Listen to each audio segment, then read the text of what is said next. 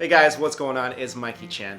Wow, I mean, I knew this day was gonna come, and when it's here, I don't really know what to say. It's kind of like one of those things you knew it was gonna happen, but you don't really think about it much, like death. Is that a good way to compare like 1 million subscribers to death? It's not a very good comparison, but that's kind of what's in my head. I knew eventually it was gonna get there, and then some months it was really quick, some months it was slower, and all of a sudden it's here. And I was looking at the numbers. I think somebody mentioned in the comments, and I was looking at the numbers, I think yesterday, and it was already at it's about 5,000 away. And so I'm thinking, okay, it could be any day now. It's like expecting a baby. It's any day now. It's due. I don't know exactly when it's due, but it's gonna be due soon. So what do I say? What do I talk about in this video? Except obviously, thank you guys so much for watching this show. When I started, you know, there wasn't a goal in mind where I was like, okay, I'm gonna get 1 million subscribers and maybe some more, and a lot of people are gonna watch. I didn't think anything like that. It was just, hey, there's a topic I really enjoy talking about. A lot of people think I'm crazy for believing some of the stuff I believe in, but there must be other people out there who share similar beliefs, who are open-minded about this kind of stuff. And you know what? Let me just make some videos and see what happens. And obviously, you know, it's been quite a fun journey. It's a very humbling experience for so many people to watch this channel. Excuse me, let's throw this poo away real quick. And I was thinking, what do I do for this video? Should I draw my life? Well, you know what? I suck at drawing. I suck at drawing so much I can't even draw stick figures. No artistic cell in this body, so I don't want to put you guys through all that. Some suggested watch my first episode. Well, I didn't want to put me through that because that's just horrifying. So I figured, since most videos on this channel is just me giving you guys information, I'm gonna share more intimate details about my life with you guys. So if you're interested, then watch on. If you don't give a crap about me and you're just here for the cool information, then stop. So here are 10 really random facts about me. First thing you probably did not know was that I almost joined the FBI. Yep, but that was my childhood dream. I always wanted to be a FBI agent, not because of X-Files or anything else. It's just something I really wanted to do. I wanted to be in law enforcement, and I really respected what the FBI did and what Scully and Mulder done. No, seriously, nothing was influenced by the X-Files. I really just wanted to be an FBI agent. That's why in college I majored in accounting. Most of you did not know this, but if you want to be an FBI agent, you need to major in accounting, not law enforcement, accounting, because there are a lot of white collar crimes out there, a lot of attention to detail on paperwork, financial transactions. So the FBI really wants to be pretty well-rounded in that department. So anyway, that was my dream, but I didn't end up going into the FBI, and I'll tell you guys why in my fact number 10. So let's go on to fact number 2. I've traveled to Mexico accidentally. Yeah, you can do that. You can do that. I was in San Diego for Comic-Con, which relates to my random fact number 3. I was in the comic book industry for about, I think 3 years of my life. So I was working with DC Comics, Marvel Comics, Dark Horse, and published a few books. And no, I didn't draw these books or write these books. I repped artists who drew them. For example, this is one of the books that we published, Star Wars Adventures. Anyway, was part of the comic book industry. So I was part of Comic-Con every year in San Diego. On the fateful night I accidentally traveled to Mexico, my hotel was literally the last exit before you go into Mexico in San Diego. And I was driving back late at night and I missed the exit. So in my head I'm thinking, there's no way they're gonna let me just drive into Mexico. They gotta check my documents or something, right? Nope. They let you drive directly into Mexico, and of course no passport. What was worse was that in the backseat of my car was this couple. They were the artists that I was repping. I was a man and a woman, and they were Chinese, and they of course had no documents on them whatsoever, not even a driver's license, because they were just there for the Comic-Con.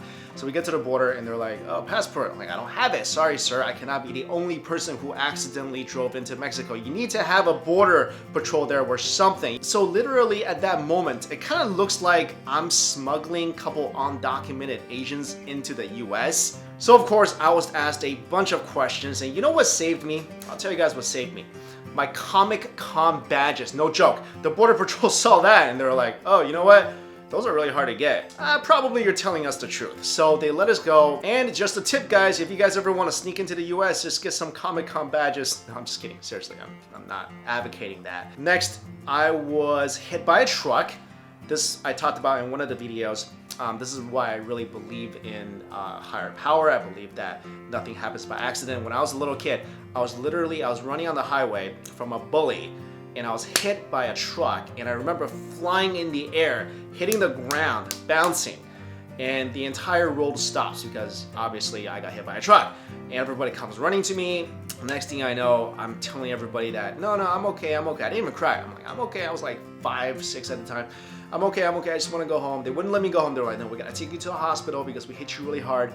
And I'm like, no, I'm really fine. I gotta go home. My mom was worried about me, so I just went home. I went home, and my mom was like, where'd you go? And then I started crying. I'm like, Mom, I got hit by a truck, and she freaked out, took me to a hospital. Not a single scratch on me, which was it's impossible. I was hit. It wasn't like they stopped and nothing hit me. I was hit. I flew in the air. I felt myself flying, hitting the concrete. Everybody got out of their cars because everyone was freaked out. This happened, and not a scratch on me. So I always felt that maybe that meant my life had a purpose. I don't know. And that's probably one of the defining moments in my life where I'm like, all right, something's up. Something is there. It's not as simple as people may think sometimes. I lived all around the Midwest. Yep.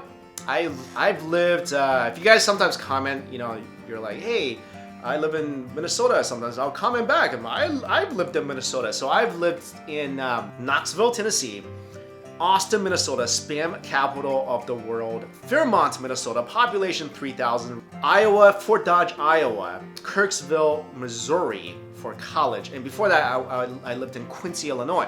It's kind of crazy because I've actually lived in both Quincy's of the country. There's a Quincy, Illinois, and there's a Quincy, Massachusetts. So after graduation, when I moved to Boston, I've actually lived in Quincy, Massachusetts, which is a kind of a suburb town of Boston. I spent a month in South Africa. I was working for a Chinese TV network at the time, and they sent me to South Africa, and it was literally the most beautiful place I've ever been to, I've ever seen. I got tons of funny stories about South Africa, so I can't tell you guys all this stuff. One thing I will tell you, my driver, we had to get a driver over there because obviously we had no idea where to go.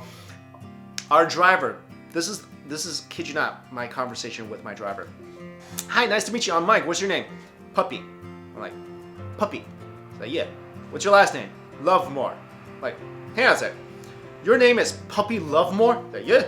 Like, spell that for me. P-U-P-P-what-L-O-V-E-M-O-R-E. I'm like, no way.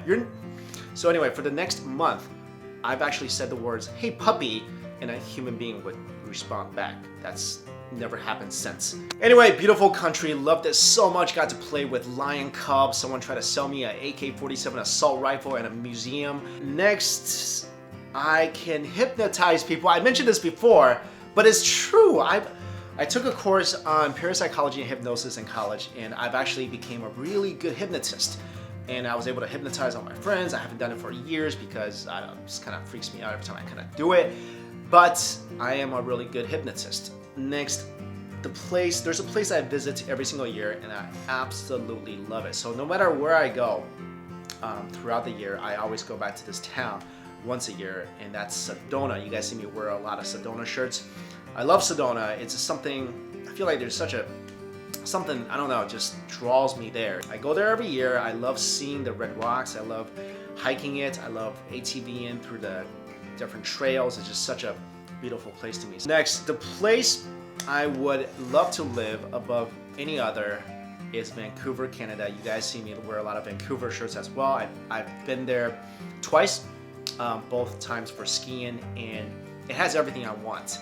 A lot of delicious food, lots of rain. Yeah, I love rain, so rains all the time. It's next to all these beautiful mountains, next to Whistler, a beautiful ski resort I love. I would love to live in Vancouver one day, and if that means I have to become a Canadian, then I'll become a Canadian. My final random fact, back when I was younger. I just graduated college. And then one summer, my parents introduced me to a group of people who were doing human rights work, and they were Chinese. And then I came to find out about all the stuff that's going on in China in terms of human rights violations. If you are a Christian in China, you can go to the state-sponsored churches, but if you, let's say, have a Bible study in your basement every Tuesday, then you're gonna get arrested and you're gonna be sent to like labor camps, just like if you were dealing drugs or maybe killed somebody. It's kind of crazy. A lot of times we see what's happening over there through like the media, of course, right? So you'll see what the prosperity of China through Beijing, developments of Shanghai, all the skyscrapers,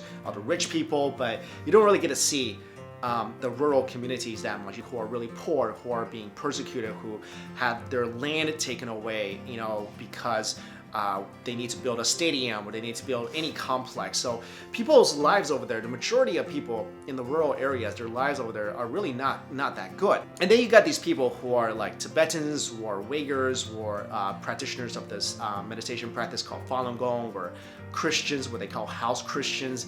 These guys are also being persecuted because you can't, in China, you can't just practice any belief you want. Like I said, there's churches, there's temples, but they're all controlled by the government. I found out that all this stuff is happening. I decided to devote my time, full time, to working with people that are also helping with this cause. And it's not like I'm trying to overthrow the government. That's not what I was doing. The only thing I was doing was bringing this information to the West so people can see what's actually happening in China. So you're not just seeing the prosperity, you're not just seeing like what maybe the state-controlled media of China wants you to see. I did a lot of work with a Chinese TV network where people were submitting stories from within China because they really don't have a voice in China. They can't really go to state-controlled media and say, hey, CCTV, I just got my land taken away, and hey, how about you report that? They'd be like, no, because we'll get killed. I felt like that was probably the most worthwhile thing I've done with my life. I'll give you guys one example. This is probably the most crazy thing that's happening in China.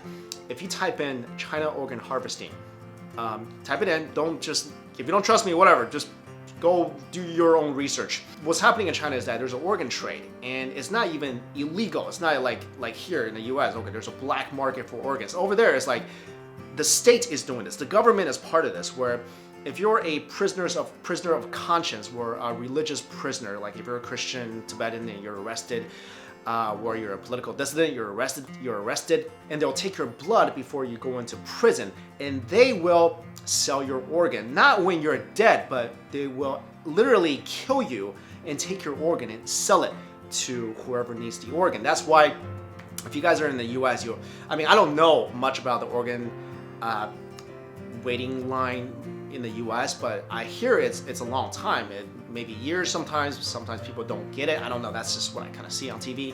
But in China, it's about 2 weeks. So you can literally order an organ in China and it will be ready for you in like weeks. And the only way they're able to do this is actually take it from people who are alive. And majority of the time, they take it from people who are, like I said, political dissidents or religious prisoners, because these aren't people who went to prison because they had a drug problem. There are actually a lot of people suffering there. There are a lot of people who, just like you and I, just get dragged out of their houses for no apparent reason than just wanting to study the Bible with their friends, or doing a Qigong meditation exercise that really doesn't bother anybody. So anyway, I just wanted to share that with you guys, and I'll put some links in my description box about kind of what's happening over there. If you guys want to check it out, again, you don't have to believe what I'm saying. You can go do your own research and just look for yourself. But just be more informed. That's kind of all I'm saying. So this is literally the most personal aspect of my life that I'm sharing with you guys, because this is something that I feel the most passionate about. So there you go. Those are some really random things about me. And again, this video, didn't know what to do, so wanted to open myself up to you guys. This is who I am. Get to know me a little better. Thank you all so much for watching. Oh wow, 1 million subscribers. Thank you all so much. 1 million of you. Can I borrow $1 from everybody? How about just a quarter? But really guys, thank you. You guys are so awesome, so cool. Sometimes I love doing these topics where I'm like, man, if I do this topic, there are definitely a lot of people out there who's gonna think I'm nuts, like mermaids are real, they could be real, or the earth could be hollow, or hey, giants existed. But you know what? I choose to believe that there are things out there, there are a lot of things out there that we just don't understand, and we shouldn't turn a blind eye to some of these evidences that mainstream science may not consider evidence. So, you know, it's fun presenting it to everybody, and you can judge for yourself, and I'm glad you guys are able to have an open mind about it. And that's why you guys are the best YouTube viewers on YouTube. Thank you all so much for watching this video. See you later.